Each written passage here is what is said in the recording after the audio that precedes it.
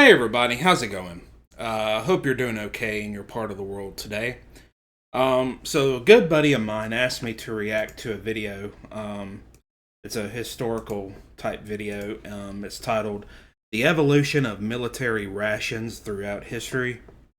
Um, Stuff real quick. Eight down.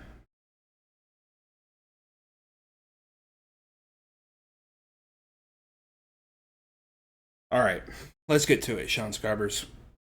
Keeping your army sufficiently supplied is one of the biggest challenges of military strategy. Convincing a few thousand people to attack your enemy is tricky enough, but you Yeah. also have to arm, clothe, and feed them for weeks, months, even years. Figuring out what to give your troops for breakfast, lunch, and dinner, and maybe even the occasional mid-morning snack, is a surprisingly complicated art that has gone through some major changes across centuries of conflicts. So, today on Weird History, we're exploring the evolution of military rations throughout history. But before we get into all that, make sure to subscribe to the Weird History channel and leave a comment letting us know what other aspects of ancient warfare you would like to hear about next. Okay, time to lay siege to some nachos. They serve nachos at war, right? Let's jump back to Sparta, the ancient Greek city-state that's basically identified with warfare thanks to the 2006 film 300, a movie that is as badass as it is historically inaccurate.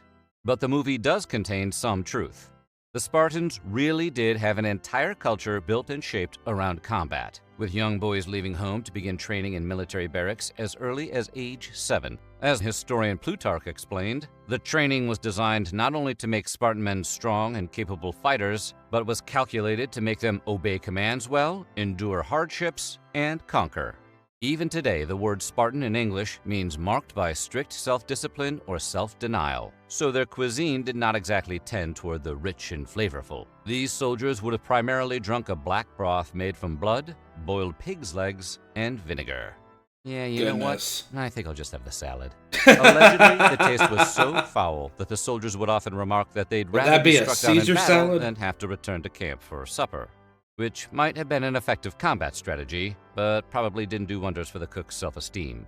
The ancient Romans were just about as infamously warlike as the Spartans, but their soldiers would often enjoy tastier provisions. So tasty that we did a whole episode about it.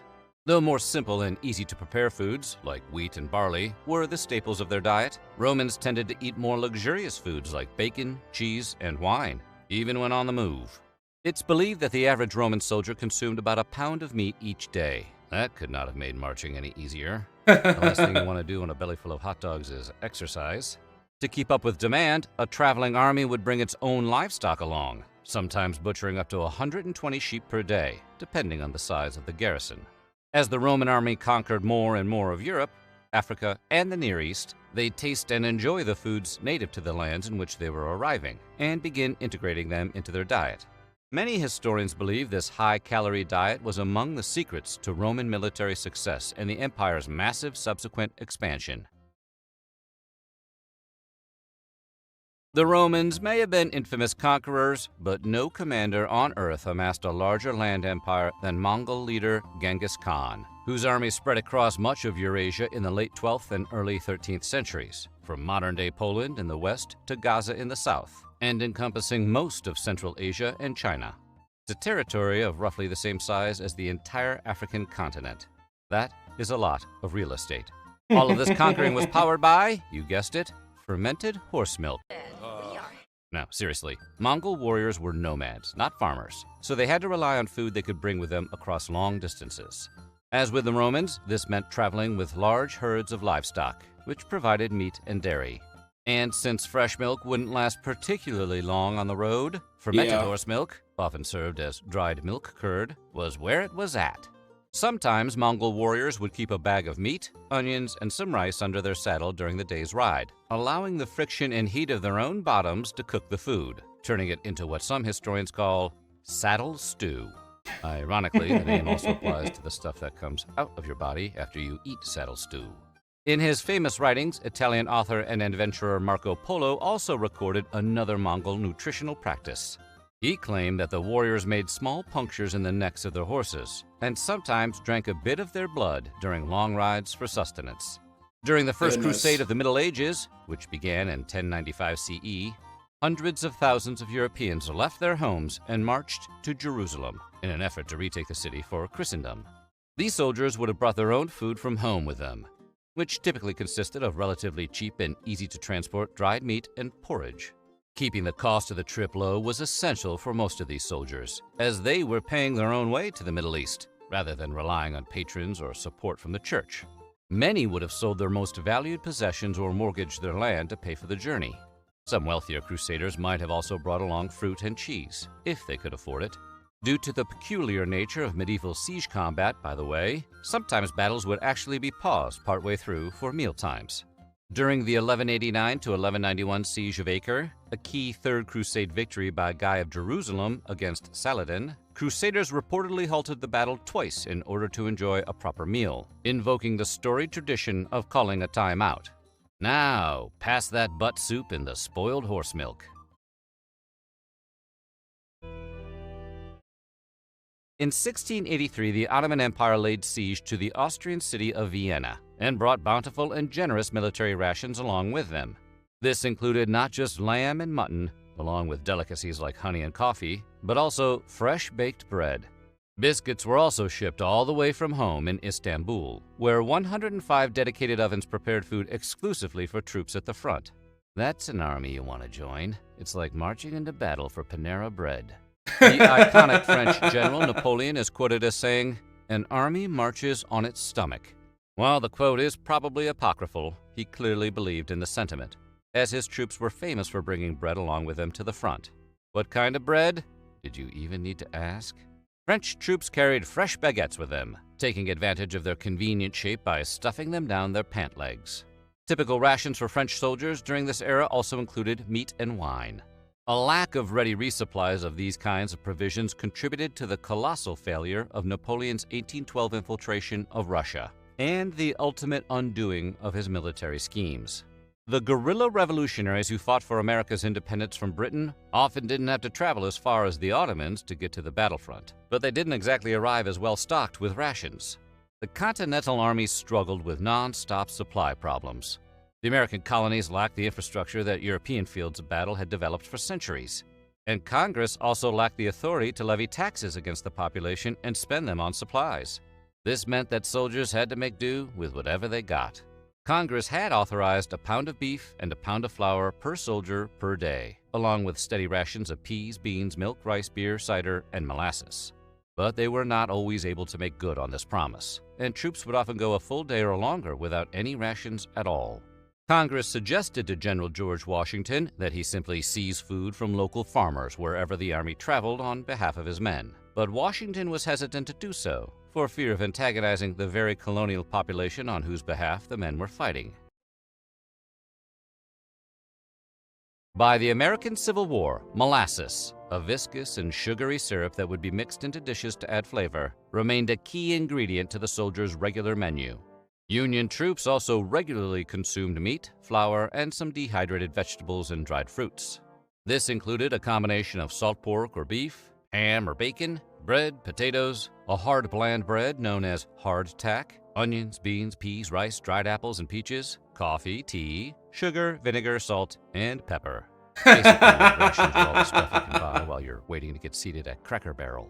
Feeding their troops in the field was a considerably larger problem for the Confederate Army and helped contribute to their eventual loss of the war. According to General Robert E. Lee, a lack of fresh supplies not only impacted the soldiers' ability to fight, but led to mass desertions that threatened the entirety of the war effort. The lack of available rations forced Confederate soldiers to forage for food while on the march. One soldier's journal from 1864 reports the men eating an all-discarded vegetable diet consisting of potato tops, vines, and a combination of weeds. In other words, shit pull up from the side of the highway. Not exactly the menu for a healthy fighting force. The advent of canning processes to keep food fresh for longer periods provided a major upgrade to wartime rationing and allowed soldiers in the field to enjoy a wider variety of prepackaged foods. However, during the Spanish-American War, these canning procedures were still in their infancy and lacked the consistency and reliability of modern technology. Many soldiers got food poisoning after eating poorly canned and preserved food that had spoiled.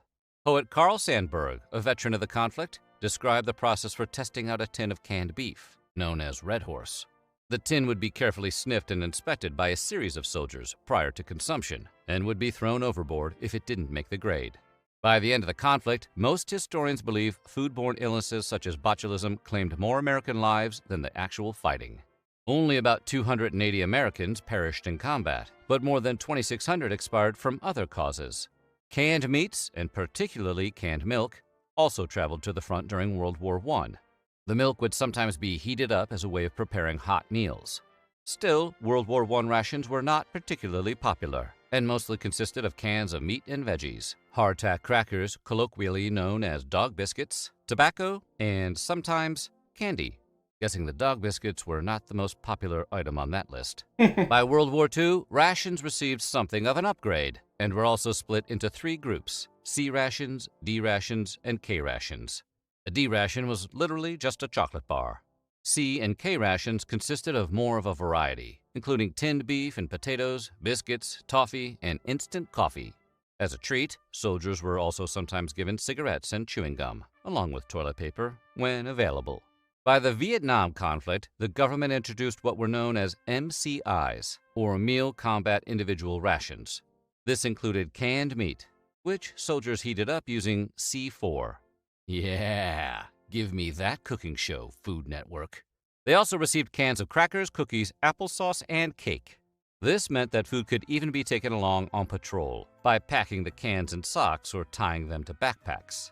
MCI rations also came with malaria tablets, salt pills, and tablets known as Lomodal that soldiers were instructed to take 4 times a day to prevent diarrhea, which definitely makes it harder to fight battles.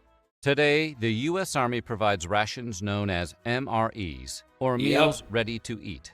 Rather than cans, these come in vacuum-sealed pouches, and in order to prevent too much fatigue from eating the same meals over and over again, they're available in 24 varieties.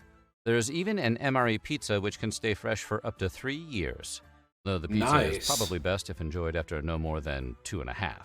So what do you think? Would you try saddle stew? Let us know in the comments below, and while you're at it, check out some of these other videos from our weird history. That was a pretty good little history lesson.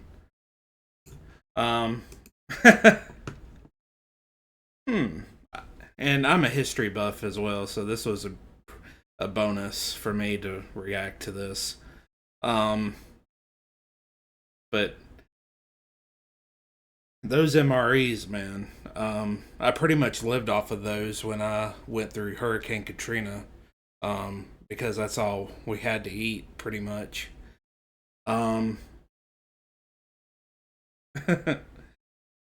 If there's like a history-related video that you'd like for me to react to, comment the title of it and who did it, if you don't mind by sharing.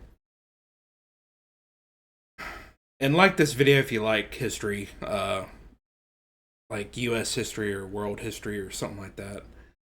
Well, guys, thank you guys so much for watching. Thank you so much for loving and supporting this channel, and I encourage you to do so even more. I'm going to close this off here, but do please subscribe at the bottom for more content. Don't forget to like and share this video. Also, hit that bell below to keep up to date with my video releases and posts. Also, there is a thank button at the bottom of the video where you can donate money towards the channel, and any donations would be extremely helpful. Also, comment below on a video you think I should react to next. And as always, guys, take care and God bless everybody.